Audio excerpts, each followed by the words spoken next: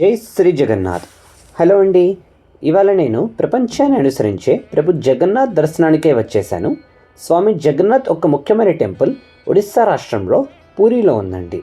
ఈ టెంపుల్ చాద్రం యాత్రలో ఒకటి. సో మీరు కూడా పూరిలోని ఈ టెంపుల్ని సందర్శించాలనుకుంటే కరెక్ట్ వీడియోకి వచ్చేసారు.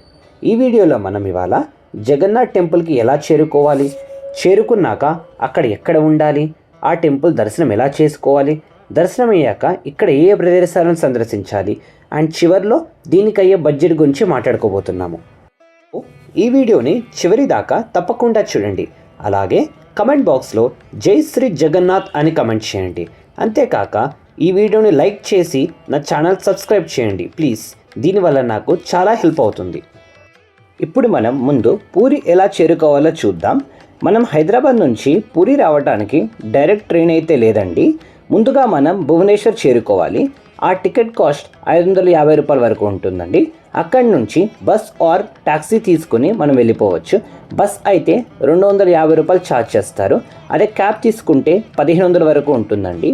ఒకవేళ మీరు ఫ్లైట్లో రావాలనుకుంటే పూరికి నియరెస్ట్ ఎయిర్పోర్ట్ భువనేశ్వర్ అండి. అక్కడి నుంచి 60 కిలోమీటర్స్ దూరం మనకి పూరి ఉంటుంది. అది మనం ట్యాక్సీలో రీచ్ అవ్వచ్చు. బస్ అయితే మనకి పూరి వరకు డైరెక్ట్ బస్ ఉంటుందండి, ప్రైవేట్ బస్సెస్. దీని కాస్ట్ 2000 వరకు ఉంటుంది. పూరికి రీచ్ అయ్యాక మనకి స్టే చేయడానికి ఎయిదర్ టెంపుల్ దగ్గర కానీ లేదా పూరి బీచ్ రోడ్లో కానీ మనకి స్టేయింగ్ అయితే అవైలబుల్ ఉంటుందండి. నేను పూరి బీచ్ రోడ్లోని రూబీ హౌస్లో రూమ్ బుక్ చేసుకున్నాను. ఇది బీచ్ నుంచి వాకబుల్ డిస్టెన్స్.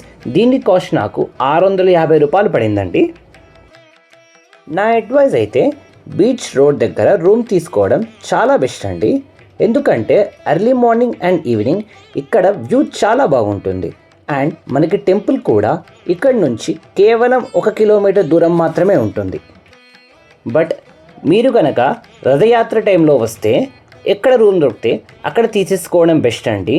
ఆ టైంలో రష్ చాలా ఎక్కువగా ఉంటుంది, రూమ్స్ దొరకడం చాలా కష్టం. మనం రూమ్లో ఫ్రెష్ అయిపోయి జగన్నాథ్ ఒక్క దర్శనానికే వెళ్దామండి. టెంపుల్లో ఫోన్స్, బెల్స్ అవేం ఎలవ్ లేదు. మనం రూమ్లో పెట్టుకోవచ్చు, లేదా మనకి టెంపుల్ పక్కనే ఆ వ్యవస్థ కూడా అవైలబుల్లో ఉంది, ఫ్రీగా అక్కడైనా పెట్టుకోవచ్చు. టెంపుల్కి మొత్తం 4 ఎంట్రన్సెస్ ఉన్నాయండి. ఈస్ట్ వచ్చేసి మెయిన్ ఎంట్రన్స్, సింహద్వారం అంటారు. టెంపుల్కి చాలా రష్ ఉంటుందండి. దర్శనానికి 4 నుంచి 5 గంటలు పట్టే అవకాశం కూడా ఉంటుంది. కానీ లోపల చాలామంది ఒక 500 ఇస్తే మిమ్మల్ని త్వరగా తీసుకెళ్ళి దర్శనం చేయించుకొస్తామని చెప్తారు. కానీ అలా జరగదు. బట్ వాళ్ళు ఏం చేస్తారంటే మనని త్వరగా కాకుండా మెల్లగానే దేవుడి ముందు నుంచి తీసుకెళ్తారు. అండ్ దేవుడి ముందు మనని ఒక 20 నుంచి 30 సెకండ్ల వరకు ఆగేలాగా చేస్తారండి. సో ఆ దర్శనం మాత్రం చాలా బాగుంటుంది. వాళ్ళకి 500 ఇచ్చి వెళ్ళడం చాలా పడుతూ, మీకు కనుక అఫోర్డబుల్ ఉంటే వాళ్ళని తీసుకుని దర్శనానికి వెళ్ళండి. బట్ వాళ్ళు మాత్రం మనని అక్కడ ప్రసాదం కొనండి అని చెప్తారు. ఆ ప్రసాదం మాత్రం కొనకండి. ఇప్పుడు మనం ఈ టెంపుల్ ఒక రహస్యం తెలుసుకుందాం. ఈ టెంపుల్ని అనంతవర్ణం చోడేయగాన్ అనే రాజు 10వ శతాబ్దంలో నిర్మించారు. దీని విశిష్టత ఏంటంటే ఇక్కడ ఎంత ఎండ ఉన్నా ఈ గోపురం ఒక్క నీడ పక్కన పడదు. అలాగే దీనిపైన పక్షులు ఎగరవు. అంతేకాక ఈ టెంపుల్ పైన విమానాలు కూడా ఎగరవంటండి. అండ్ మీరు జాగ్రత్తగా గమనిస్తే లోపలున్న విగ్రహాలకి చేతులు ఉండవు.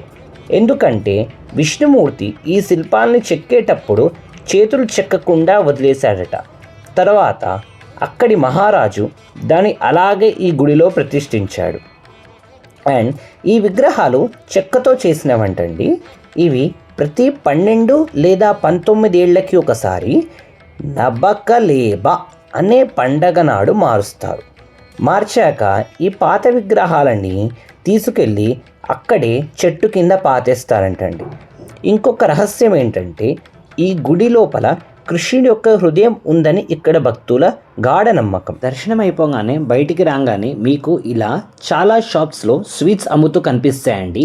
ఇక్కడ ఈ కాజా స్వీట్స్ చాలా ఫేమస్. సో మీరు కూడా తప్పకుండా కొన్ని తీసుకుని వెళ్ళండి. తరువాత నేను ఈవినింగ్ పూరి బీచ్కి అయితే వచ్చేసానండి. టెంపుల్ నుంచి ఈ బీచ్ కొద్ది దూరం మాత్రంలోనే ఉందండి. ఆటో వాళ్ళు 30 రూపీస్ తీసుకుని మనల్ని ఇక్కడ దింపేస్తారు. ఇక్కడ బీచ్లో ఈవినింగ్ వ్యూ చాలా బాగుంటుంది, అది తప్పకుండా చూడండి.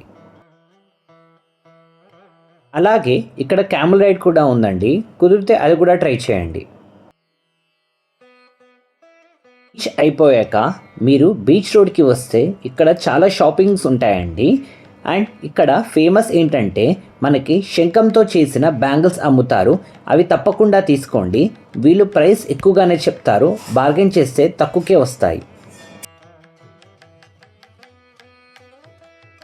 దీంతో మన డే 1 అయితే పూర్తవుతుందండి. రేపు ఉదయాన్నే లేచి మనం భువనేశ్వర్ యొక్క యాత్ర మొదలు పెడదాము. అందులో మనం మొట్టమొదటిగా సాక్షి గోపాల్ మందిర్, ధౌల్గిరి మందిర్, లింగరాజ్ మందిర్, నందన్కా ఆనంద్ జూ, ఉదయగిరి ఖండగిరి గృహ, అలాగే ఇక్కడ ఫేమస్ అయిన కోనార్క్ సన్ టేబుల్ కూడా చూద్దాము. థ్యాంక్స్ ఫర్ వాచింగ్ అండి. ఈ వీడియో కనుక మీకు నచ్చినట్టయితే లైక్ చేసి సబ్స్క్రైబ్ చేయండి ప్లీజ్. అలాగే మళ్ళీ డే 2లో కలుద్దాం. థ్యాంక్స్.